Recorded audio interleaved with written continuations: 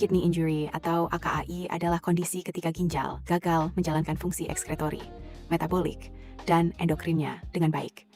Kondisi ini cukup serius karena sering disertai sepsis, dapat berkembang menjadi chronic kidney disease, dan memiliki angka kematian yang tinggi. Salah satu penyebab utama AKAI adalah obat nefrotoksik seperti cisplatin. Cisplatin merupakan obat kemoterapi yang dapat menyebabkan kerusakan DNA sel ginjal, memicu apoptosis, stres oksidatif, dan inflamasi. Masalahnya, diagnosis AKAI saat ini masih bergantung pada pemeriksaan blood urea nitrogen atau BUN dan kreatinin serum. Padahal kedua parameter tersebut biasanya baru meningkat setelah kerusakan ginjal mencapai sekitar 30%. Karena itu, diperlukan biomarker baru yang lebih sensitif dan akurat untuk mendeteksi kerusakan ginjal sejak tahap awal.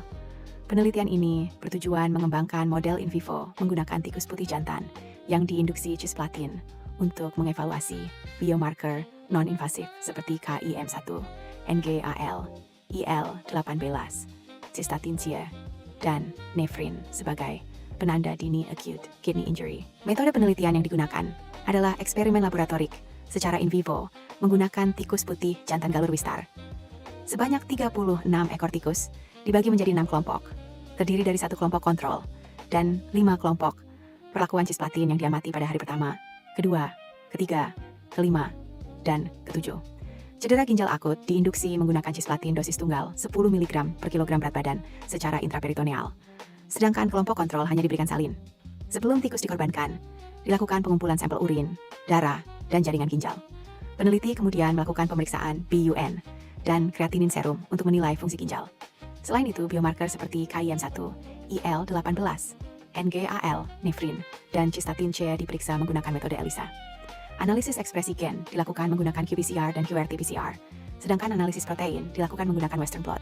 Jaringan ginjal juga diperiksa secara histopatologi menggunakan pewarnaan hematoksilin eosin. Gambar 1. Berat ginjal dan renal somatic index.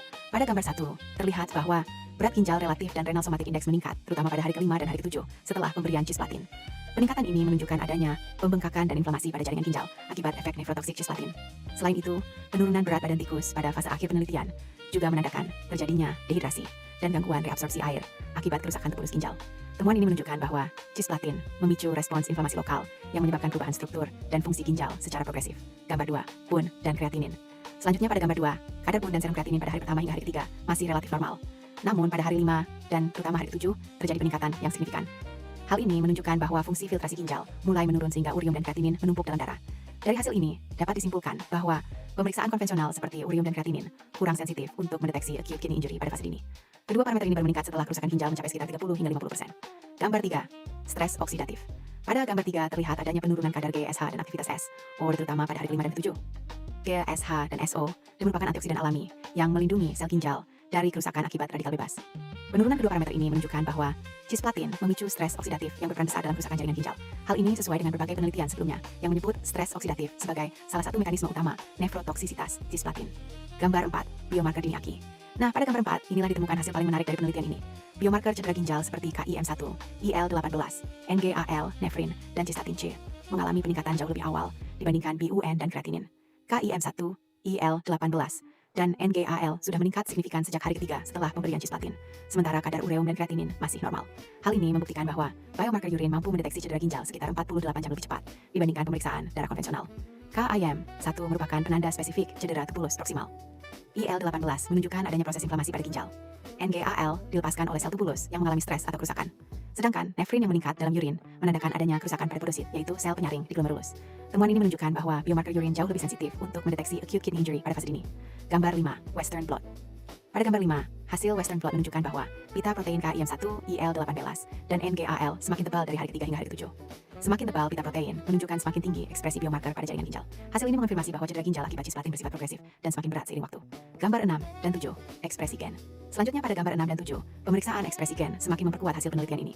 Gen KIM1, IL-18, NGAL, dan cystatin C meningkat sejak hari ketiga, menandakan bahwa proses inflamasi dan cedera ginjal sudah terjadi pada tingkat molekuler.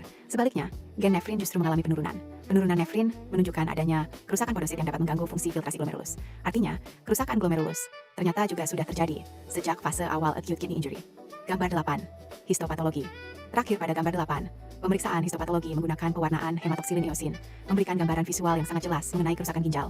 Pada hari ke-1 dan ke-2, jaringan ginjal masih tampak normal, seperti kelompok kontrol. Memasuki hari ketiga, mulai terlihat pelebaran tubulus, dan munculnya gips hialin sebagai tanda cedera dini. Kemudian pada hari kelima dan ketujuh, kerusakan menjadi semakin berat, ditandai dengan nekrosis tubulus, kehilangan membran basal glomerulus, dan peningkatan jumlah gips hialin. Yang menarik, ketika biomarker seperti KIM1 dan NDAL sudah meningkat pada hari ketiga, secara histologis, cedera ringan ternyata juga sudah mulai terlihat. Hal ini membuktikan bahwa biomarker tersebut benar-benar mencerminkan kerusakan patologis yang terjadi pada jaringan ginjal.